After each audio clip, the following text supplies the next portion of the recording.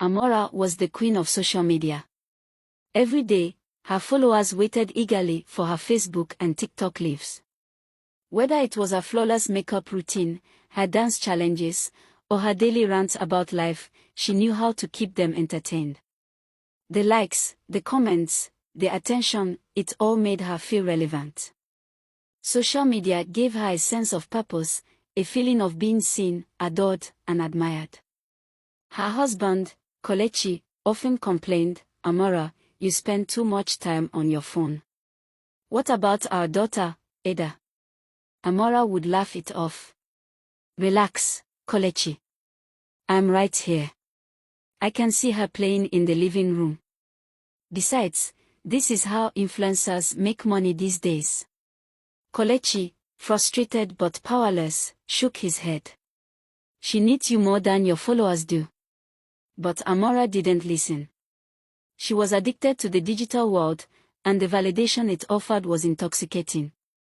One evening, Amora was live on TikTok, showing off her latest dance moves.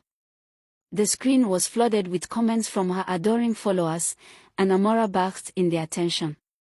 She was so focused on perfecting her routine, responding to comments, and checking her follower count that she barely noticed the noise coming from the living room. Ada, her 6-year-old daughter, tugged at Amora's sleeve. "Mom, can you help me make noodles?" Amora barely glanced at her. "Not now, Ada. I'm busy. Just watch TV for a bit, okay?" Ada's eyes fell, but she quietly nodded. She had learned not to expect too much attention from her mom lately. Amora's obsession with social media had grown, and she often put her work before family.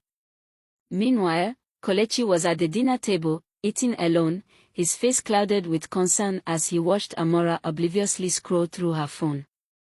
The evening carried on in this rhythm.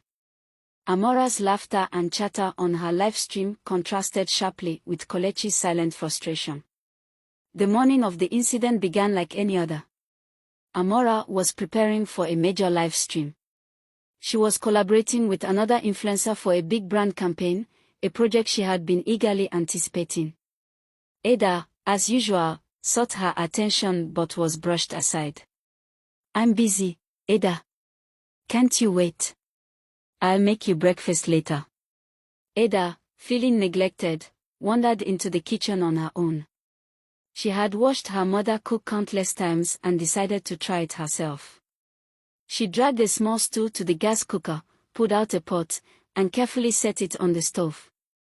She didn't know how to turn the gas on, but she had seen Amora do it 100 times.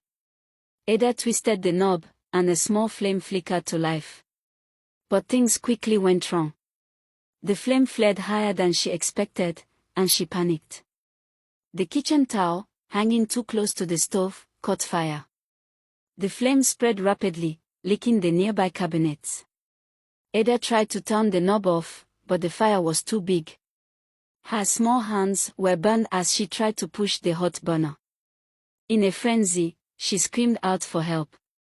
Amora, still caught up in her live dance session, didn't hear her daughter's cries. The music blared, and her focus was solely on the screen. The comments were flooding in, and her heart raced with excitement, but she remained oblivious to the disaster unfolding just a few feet away. It was Musa, the family's loyal gateman, who first noticed the smoke coming from the kitchen window. Without hesitation, he ran toward the back door, his heart pounding in his chest. He pushed the door open and was met with thick, acrid smoke. The flames were spreading up the kitchen wall. His quick thinking saved the day. Musa grabbed a nearby bucket, filled it with water, and added some liquid soap to help douse the fire. He rushed forward, splashing the fire. It sizzled and began to die down, but the damage had already been done. The kitchen was ruined, and Ada, her tiny hand burned, was crying under the kitchen table. Amora's phone buzzed with comments from her followers, but it wasn't until Musa ran into the living room, shouting her name, that she ended her live session. Her heart skipped a beat when she saw Ada's burnt hand and the soot-covered walls of her kitchen. Kelechi came home to the smell of smoke and the sight of his daughter in pain. His face turned red with anger. "Where were you, Amora? What could possibly be more important than our daughter's safety?" Amora stood frozen, the weight of her guilt crashing down on her. I was just. I didn't hear. I didn't know," her voice trailed off. "You were busy with that phone again, weren't you?" Kelechi snapped. "I warned you, but you wouldn't listen. Social media has become more important to you than your own child." Amora broke down in tears, feeling like the worst mother in the world. She couldn't believe she had allowed this to happen. The doctor treated Ada's burns. "She'll heal, but it will take time," the doctor reassured them. The next day, Amora accompanied Ada to school. As they walked hand in hand, Ada was unusually quiet. She glanced up at her mother but didn't speak. The morning air was crisp, but the tension between them was palpable. At school, Ada's teacher, Mrs. Thompson, noticed the burn marks on her hand and asked, "Ada, what happened to your hand?" Ada hesitated but then said softly, "I was trying to make noodles, but the fire got out of control." She looked down at her hand, her voice barely a whisper. "I didn't want to bother Mommy, so I did it myself." Mrs. Thompson's eyes softened with concern. "Ada, you should always ask for help when you're in the kitchen. It's very important to stay safe, okay?" Ada nodded but didn't say much more. As she sat down in class, some of her classmates whispered to each other, casting curious glances her way. They had all seen Amora's viral dance videos online and knew her as a celebrity mom. One of the girls, Titi, spoke up. "Your mom is always on her phone, huh? Does she ever talk to you?" Ada frowned, her thoughts swirling. "She's always busy," she muttered, not wanting to talk about it anymore. As the day went on, Ada became more withdrawn, her thoughts occupied with the fire and the feeling of being ignored. She missed her mom, but it seemed like Amora was more interested in her phone than in her. The other kids didn't understand how it felt to have a mom who was always online. It made Ada feel lonely, even in a crowd.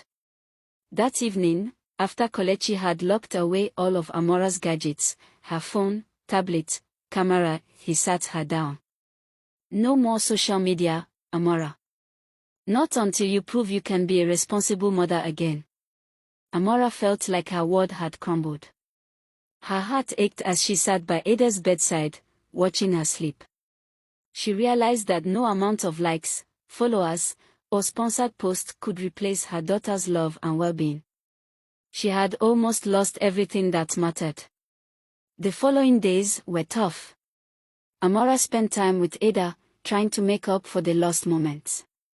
Ada was distant at first, still hurt by her mother's neglect, but Amora was determined to rebuild their bond.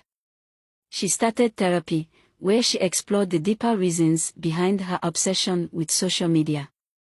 She had always craved attention, but she had never realized how much it was affecting her family.